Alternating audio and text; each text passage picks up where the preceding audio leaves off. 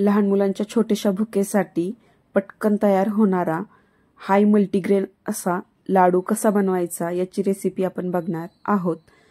आणि येथे बघा त्यासाठी मी एक कढई गरम करण्यासाठी ठेवून दिलेली आहे। त्यामध्ये आपण 2 चमचे तूप घालून घेणार आहोत आणि तूप छान असं मेल्ट झाल्यानंतरच आपण यामध्ये अगदी 2 चमचे रवा घालून घेणार आहोत। जर आपण रवा घातला तर ते लाडू खाताना आपल्या जिभेला चिकटत नाहीत आणि लाडू पण छान असे रवा टेक्स्चरचे बनतात।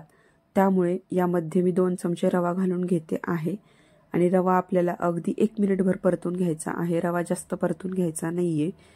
आणि नंतर आपण यामध्ये 1 वाटी गव्हाचे पीठ घालणार आहोत। अगदी घरातील साहित्यामध्ये हे लाडू पटकन बनवून होतात आणि अतिशय पौष्टिक असे हे लाडू बनतात। त्यामुळे तुम्ही पण एकदा नक्की बनवा आणि मुलांना असे लाडू बनवून एकदा नक्की खायला द्या, त्यांना हे लाडू नक्की आवडतील। येथे बघा मी 1 वाटी गव्हाचं पीठ चाळून घेतलेलं आहे, ते आपण यामध्ये घालून घेतलेलं आहे। आणि ही सर्व प्रोसेस करत असताना गॅसची फ्लेम आपल्याला एकदम लो ठेवायची आहे। एकदम मंद आचेवरती ही सर्व प्रोसेस आपण करून घेणार आहोत। सतत मिक्स करतच बघा आपण एक 5 ते 10 मिनिटे छान असं पीठ खरपूस भाजून घेणार आहोत। हलकासा रंग बदलेपर्यंत आपण हे पीठ भाजून घेणार आहोत। नंतर बघा यामध्ये आणखी मी 1 चमचा तूप घालून घेते आहे आणि परत एकदा आपण छान असं ते परतून घेणार आहोत। एक 5 ते 7 मिनिटे परतल्यानंतर पिठाचा रंग बघा हलकासा ब्राऊन झालेला आहे आणि मस्त असं पीठ भाजलं गेलेलं आहे।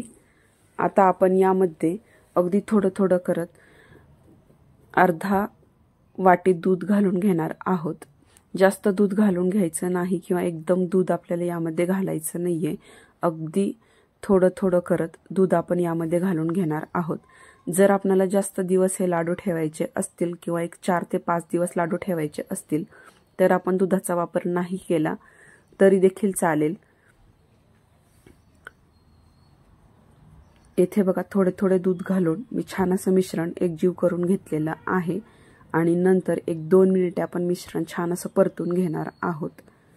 आणि छान असं परतून घेतल्यानंतर आपण एका प्लेटमध्ये हे सर्व मिश्रण काढून घेणार आहोत आणि एक 5 ते 10 मिनिट थंड होण्यासाठी ठेवून देणार आहोत। छान असं थंड झाल्यानंतरच आपण पुढील प्रोसेस करणार आहे, कारण गरम असतानाच आपण हे लाडू मिक्सरला घालून घेणार आहोत। मिक्सरला जर हे लाडू घालून घेतले तर याची कन्सिस्टन्सी किंवा याचा जो थिकनेस असतो तो एकदम मऊ किंवा सॉफ्ट होतो आणि हे लाडू पण एकदम मऊ होतात। तोंडात टाकताच विरघळणार असे हे लाडू तयार होतात बघा। आणि मिश्रण छान असं थंड झाल्यानंतरच बघा मी एका मिक्सरच्या भांड्यामध्ये हे सर्व मिश्रण घालून घेते आहे।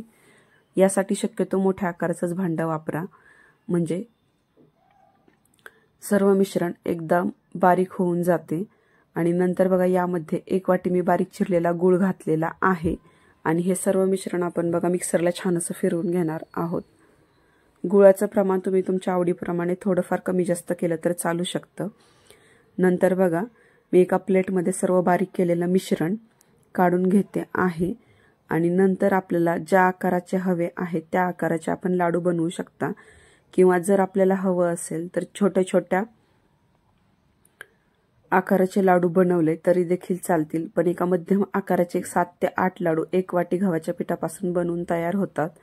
आणि गार्निशिंगसाठी जर आपल्याला ड्रायफ्रुट्स वापरायचे असतील तर आपण ते देखील वापरू शकता। आणि मस्त असे गोलाकार आकार देत छान असे आपण लाडू बनवून घेणार आहोत। पीठ बघा अगदी सॉफ्ट झालेला आहे, हाताला अजिबात चिकटत नाहीये। आपण लाडू बांधत असताना त्यामध्ये आपण जे तूप घातलेलं आहे ते लाडू आपोआप रिलीज करतात, त्यामुळे हाताला वेगळं तूप किंवा तेल लावण्याची गरज अजिबात पडत नाही। आणि त्याचा आकार बघा मस्त असा गोल पण येतो आहे आणि वरतून मी काही मनुके लावून लाडू सर्व केलेले आहेत। जर आपण आपल्या आवडीप्रमाणे बदाम काजू लावून पण लाडू सर्व करू शकता। अशाच नवनवीन रेसिपीजसाठी कोमल्स किचनला सबस्क्राइब करा, लाईक करा, फॉलो करा आणि कमेंट करायला विसरू नका।